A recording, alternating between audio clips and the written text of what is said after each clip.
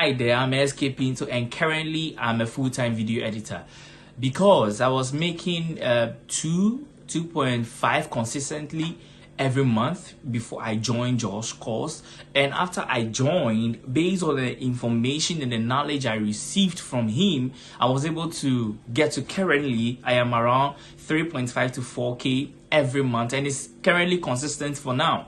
The things that I've learned that really had a lot of impact on me was the sound design and the client acquisition, like the roadmap to in order to make more or make the clients value you more. In fact, this is so brilliant because I've personally bought a lot of courses online.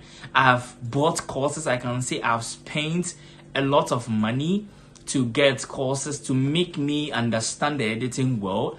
But one thing that really stood out to me was the human psychology that Josh always talk about, and I believe that is the most impactful thing. Due to that, I quit my my 9 to 5 in order to pursue this as a full-time career, and I'm just so grateful that I'm part of this team. Yeah.